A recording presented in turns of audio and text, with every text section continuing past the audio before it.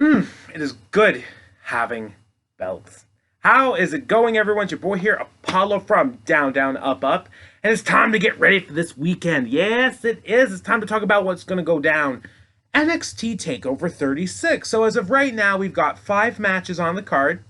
Nothing else announced for the pre-show or kickoff. If there is anything, I'm going to go with the faces. Just going to throw that out there now. And before we get going, I guess the little bit of housework that needs to go down for this weekend. SummerSlam predictions are going to be up tomorrow on the channel. Going to throw that out there. Thanks again, guys, so much for the support for the Friday the 13th series. If you tuned in even briefly for last week, I had a very fun time doing it.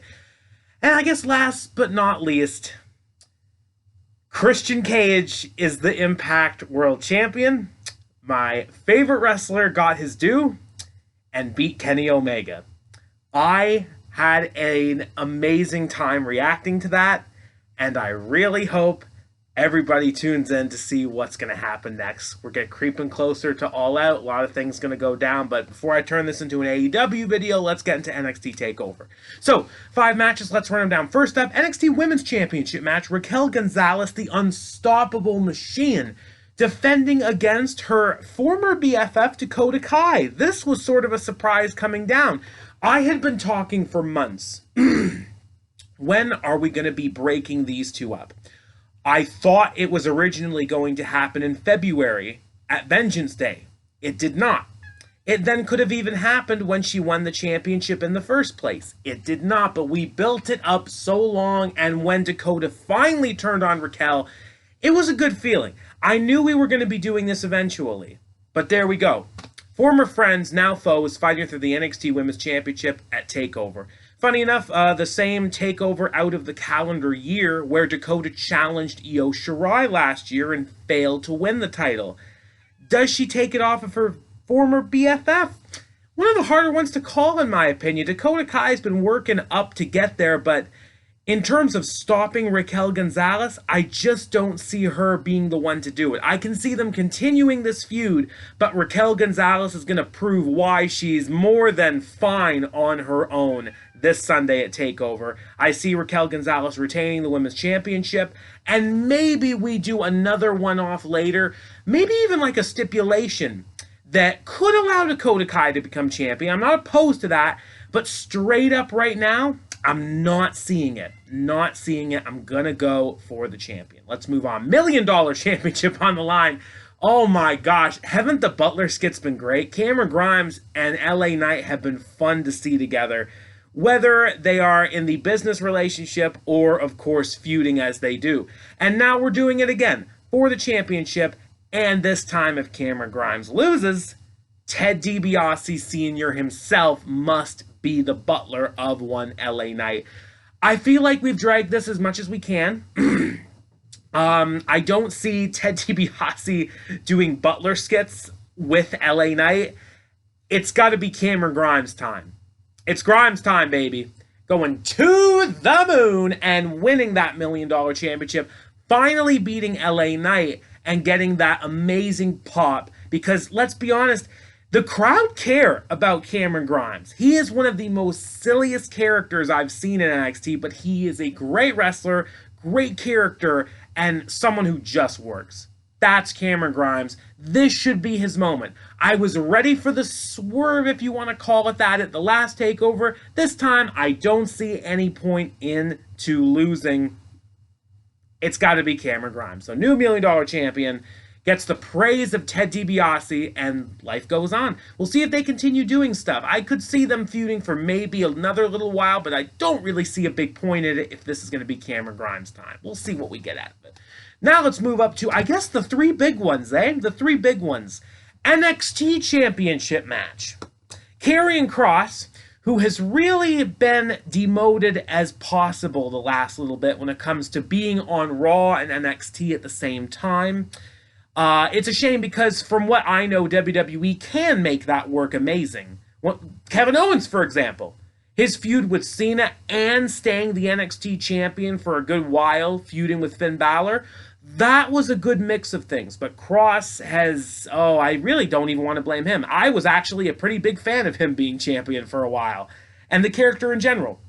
But now that they apparently have dropped Scarlett both on Raw and NXT, and Samoa Joe finally gonna be wrestling, I gotta go for Samoa Joe. I think this is the right call. It's gonna be a good feel moment. Possibly one of the last good feel moments if NXT's format is gonna be changing as bad as we think it will be after TakeOver. So, just to see Samoa Joe win this a third time, stop the monster Karrion Kross, who we've already seen lose twice on Raw anyway, doesn't seem like the biggest deal anymore.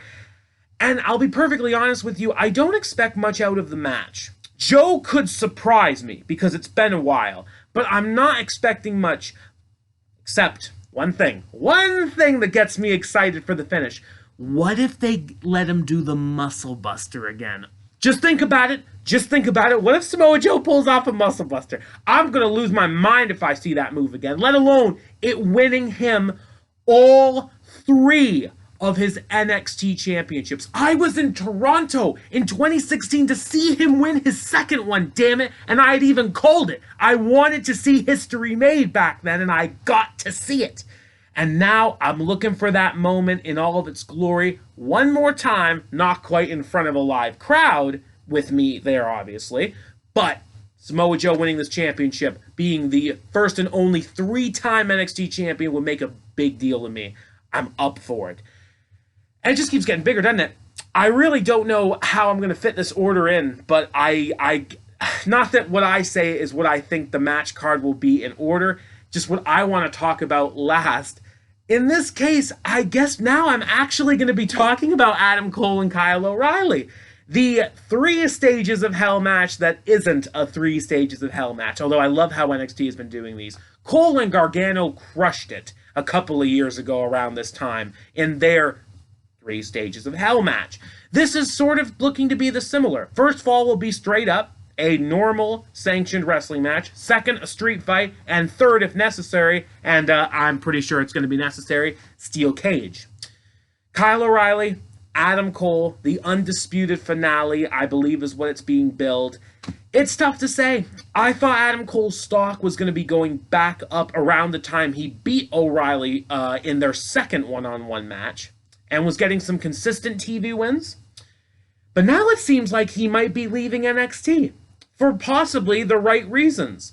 And I can see him doing that. So guess what? Kyle O'Reilly for the win. We got an amazing match with them at TakeOver WrestleMania weekend.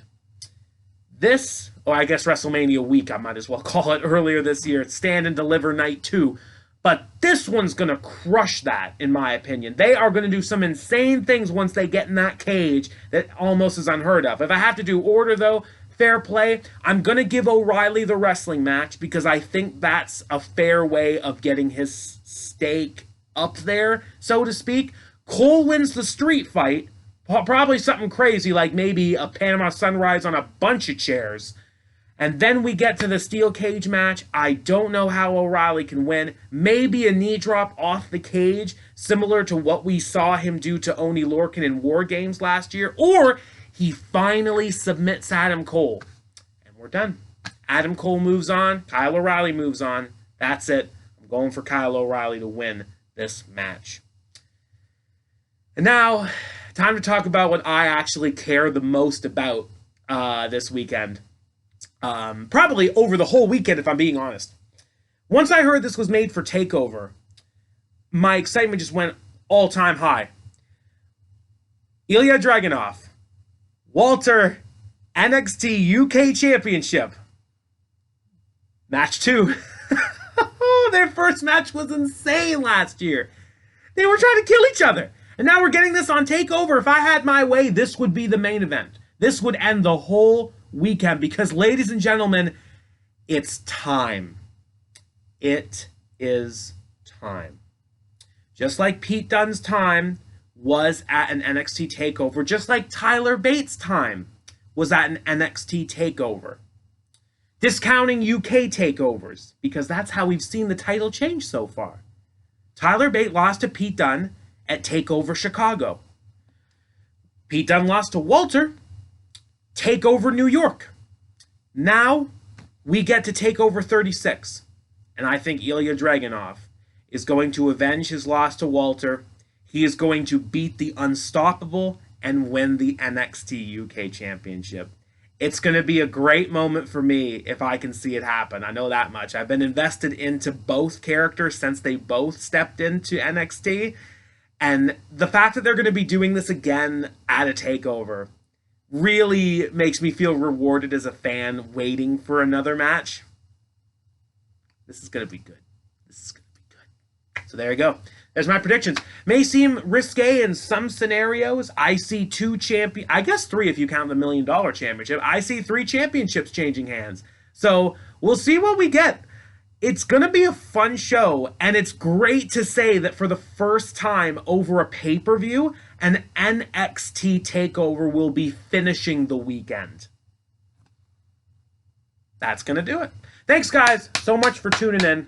Like, share, subscribe if you haven't already. Would love to have you here. We're continuing our nonsense predictions, results, reviews, and all the other good stuff that this channel holds every now and then. We'll see you tomorrow for my SummerSlam predictions.